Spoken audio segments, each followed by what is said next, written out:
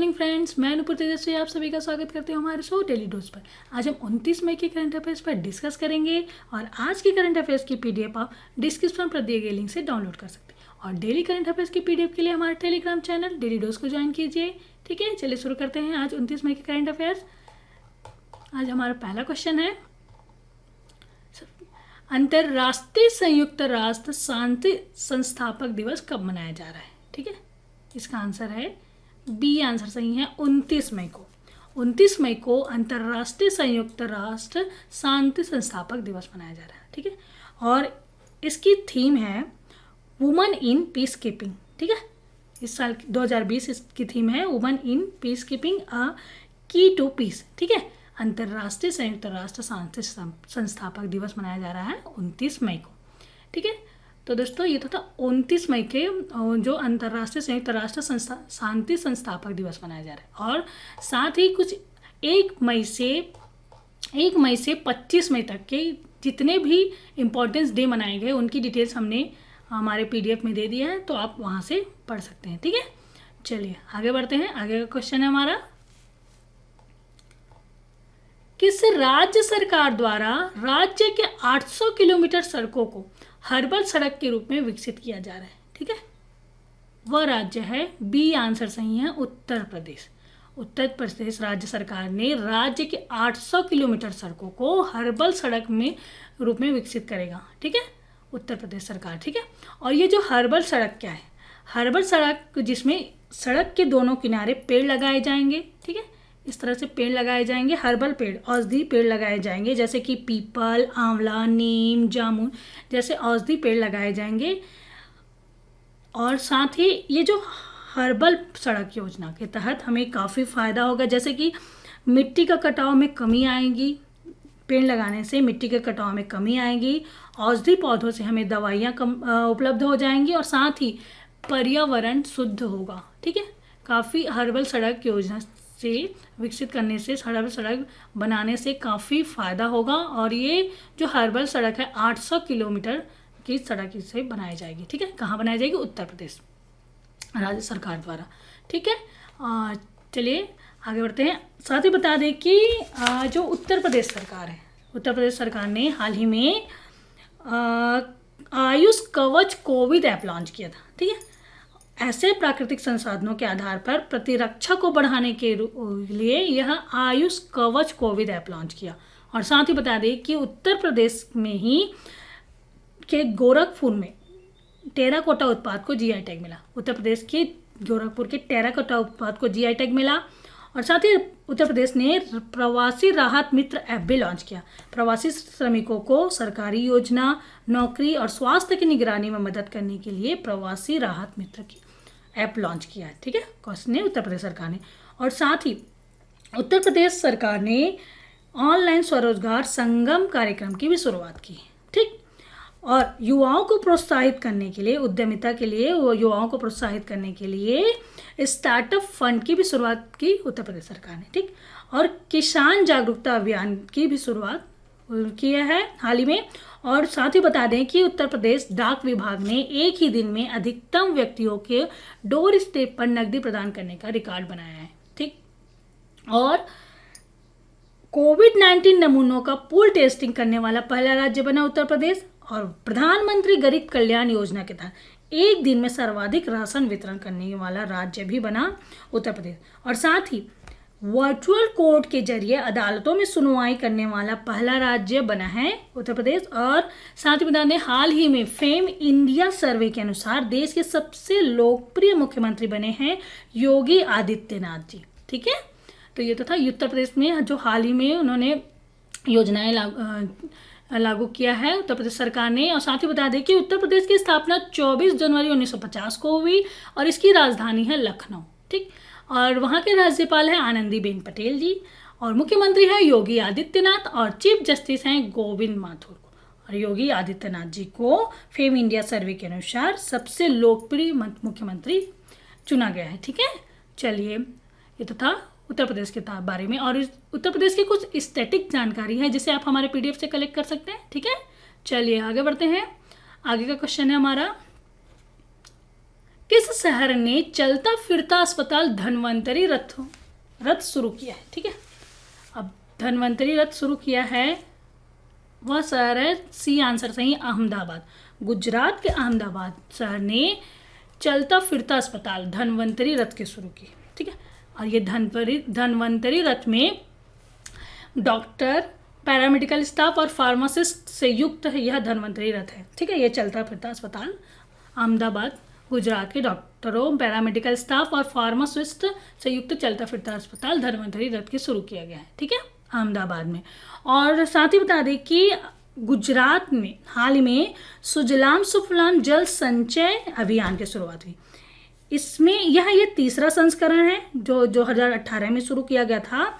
सुजलाम सुफलाम जल संचय अभियान का तीसरा संस्करण यह चालू किया गया, जिसमें मानसून से पहले राज्य के जल निकायों को गहरा किया जाता है जल संरक्षण के लिए। ठीक है, और साथ ही बता दें कि गुजरात की स्थापना हुई थी 1 मई 1960 में और इसकी राजधानी है गांधीनगर। राज्यपाल है आचार्य देवव्रत, प्रधानमंत्री है विजय रूपाणी जी और चीफ जस्टिस हैं विक्रम नाथ। ठीक है, तो ये तो था गुजरात के बारे में। चलिए आगे बढ़ते हैं। कौन सा राज्य सरकार ने अपने सभी नागरिकों के लिए स्टेट हेल्थ रजिस्टर परियोजना शुरू करेगी? ठीक है, वह राज्य है, सरकार है कर्नाटक। ठीक है, सी आंसर सही है हमारा, कर्नाटक राज्य सरकार ने अपने सभी नागरिकों के लिए स्टेट हेल्थ रजिस्टर परियोजना शुरू करेगी। ठीक है, और इस परियोजना के अंतर्गत अपने सभी नागरिकों के स्वास्थ्य डेटाबेस को बनाए रखने के लिए इस स्टेट हेल्थ रजिस्टर परियोजना की शुरुआत कर रही है। कौन? कर्नाटक राज्य सरकार। और हाल ही में कर्नाटक सरकार ने महाराष्ट्र, राजस्थान, गुजरात, तमिलनाडु और मध्य प्रदेश के लोगों को प्रवेश पर प्रतिबंध लगा दिया है ताकि कोविड-19 को प्रसार को कम किया जा सके। ठीक है, और साथ ही हाल ही में कर्नाटक के मुख्यमंत्री BS येदियुरप्पा ने राज्य के 10 लाख मक्का किसानों को 500 करोड़ रुपए के वित्तीय पैकेज की घोषणा की है। ठीक है, जिसमें प्रत्येक किसान को 5,000 रुपये मिलेंगे। ठीक है, मक्का किसान को 5,000 रुपये मिलेंगे। और साथ ही बता दें कि हाल ही में कर्नाटक में एक बस को मोबाइल बुखार क्लिनिक में कन्वर्ट किया गया है और किसान, निर्माण श्रमिकों, बुनकरों, ऑटो टैक्सी चालकों के लिए 1610 करोड़ रुपए के एक पैकेज की घोषणा की, जिसे नेकर सम्मान योजना के तहत 1610 करोड़ रुपए की एक पैकेज की घोषणा की है और बुनकरों को 2,000 रुपए की वित्तीय सहायता प्रदान करी जाएगी इस नेकर सम्मान योजना के तहत। ठीक है, और साथ ही बता दें कि कैंपेगौड़ा इंटरनेशनल एयरपोर्ट बेंगलुरु कर्नाटक को स्काई ट्रैक्स अवार्ड से सम्मानित किया गया है। ठीक है, यह जो कैंपेगौड़ा इंटरनेशनल एयरपोर्ट है बेंगलुरु की, उसे स्काई ट्रैक्स अवार्ड से सम्मानित किया गया। और साथ ही प्राणवायु कार्यक्रम की शुरुआत भी बेंगलुरु में हुआ। और बता दें कि कर्नाटक की स्थापना हुई थी 1 नवंबर 1956 में। उसकी राजधानी है बेंगलुरु। राज्यपाल है वजुभाई वाला, मुख्यमंत्री है BS येदियुरप्पा जी, चीफ जस्टिस है अभय श्रीनिवास ओका जी। ठीक है, ये तो था कर्नाटक के बारे में। और कर्नाटक की स्टैटिक डिटेल्स हमारे PDF में दिया गया, आप वहाँ से कलेक्ट कर सकते हैं। ठीक है, चलिए आगे बढ़ते हैं। हाल ही में किस देश ने अपने यहाँ आयोजित होने वाले ब्रिक्स और संघाई सहयोग संगठन के शिखर सम्मेलन को स्थगित कर दिया है? वह देश है रूस। सी आंसर सही है, रूस ने अपने यहाँ आयोजित होने वाले ब्रिक्स और संघाई सहयोग संगठन शिखर सम्मेलन को स्थगित कर दिया है। ठीक है, रूस ने।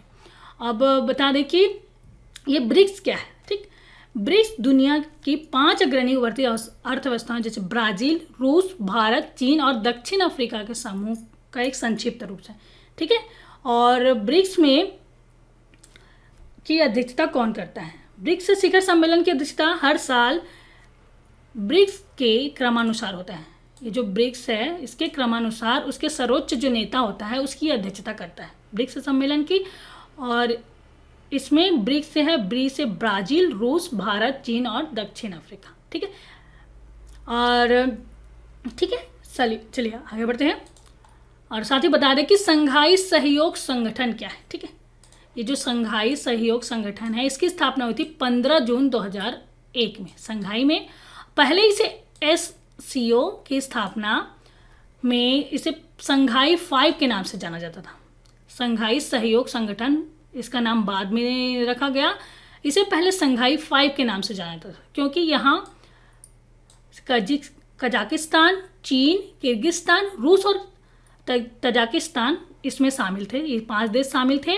पहले इसे संघाई 5 के नाम से जाना जाता। बाद में 2001 में इसमें उज्बेकिस्तान शामिल हुआ।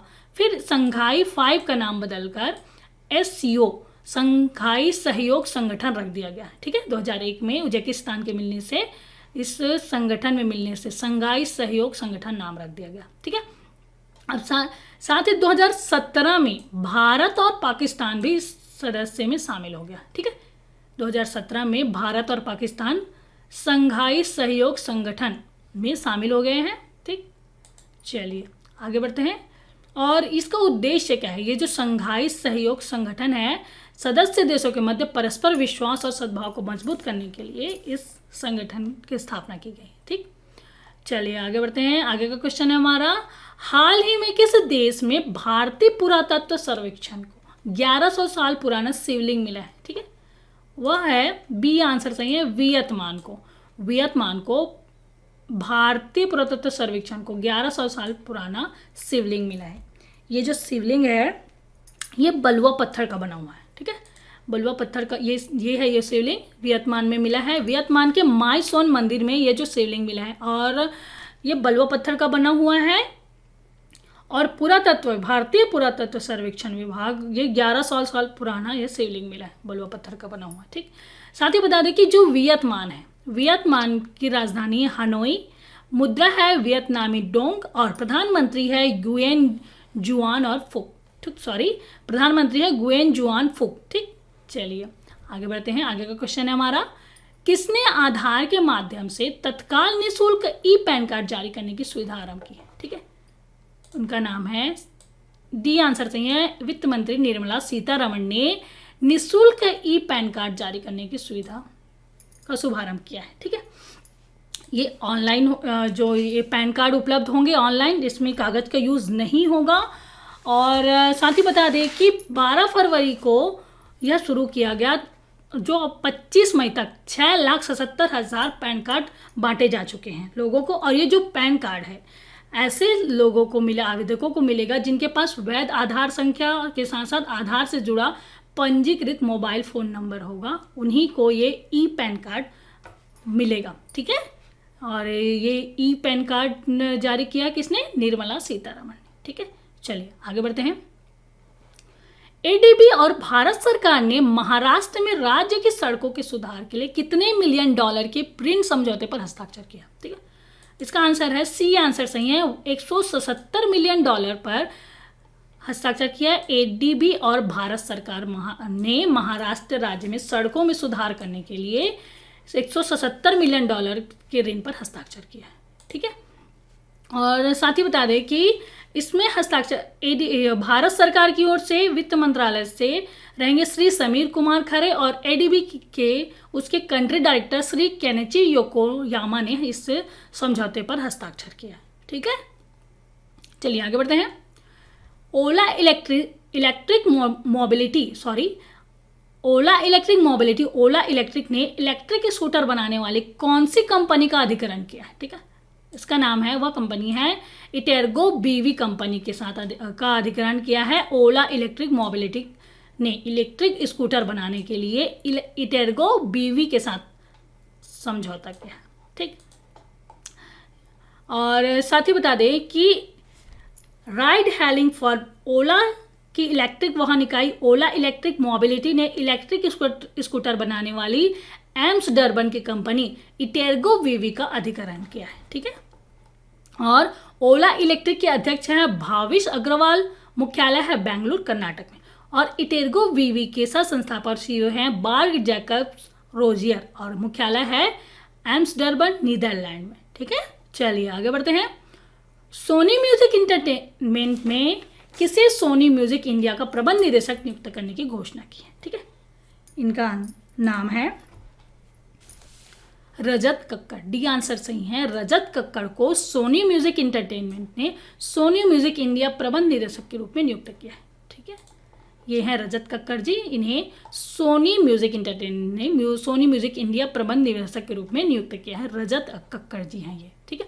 और बता दें कि सोनी म्यूजिक के सीईओ हैं रॉब स्ट्रिंगर और मुख्यालय है इसका न्यूयॉर्क, ठीक है।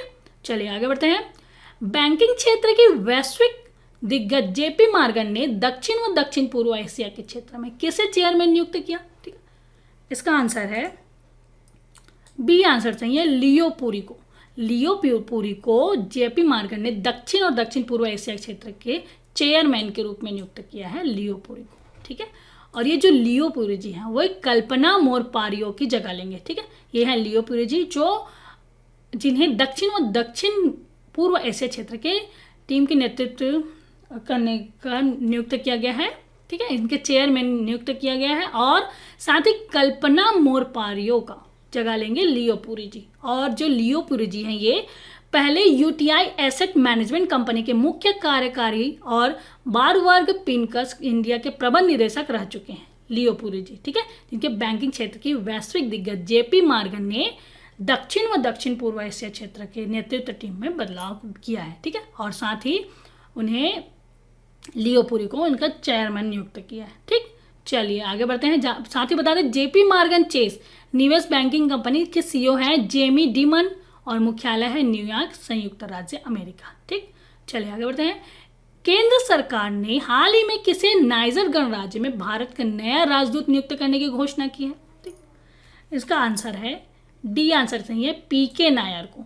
पीके नायर को नाइजर गणराज्य के में भारत का नया राजदूत नियुक्त किया गया है। कहाँ? नाइजर गणराज्य में पीके नायर को भारत के नए राजदूत के रूप में नियुक्त किया गया। और ये साथ ही बता दें कि नाइजर जो गणराज्य है पश्चिम अफ्रीका में देश है नाइजर, ठीक है। इसकी राजधानी है निमी और मुद्रा है पश्चिम अफ्रीकी CF फ्रैंक, ठीक है। और साथ ही बता दें हाल ही में अलग अलग देशों में नियुक्त हुए राजदूतों के नाम हैं, जैसे कि कतर में दीपक मित्तल को राजदूत नियुक्त किया गया, बहरीन में पीयूष श्रीवास्तव को और TS त्रिमूर्ति को संयुक्त राष्ट्र में भारत के स्थायी प्रतिनिधि के रूप में नियुक्त किया गया। और स्लोवेनिया में भारत के अगले राजदूत बनी हैं नम्रता एस कुमार, ठीक है।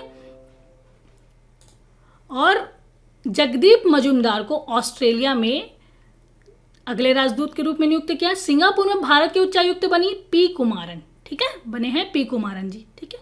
ये तो था कुछ एक्स्ट्रा इंफॉर्मेशन, जैसे कि किस किस देश में राजदूत नियुक्त किया गया है, भारत के अगले राजदूत जो अलग अलग देशों में नियुक्त किया है उनकी डिटेल्स है, ठीक है। आप हमारे PDF से भी कलेक्ट कर सकते हैं इसके।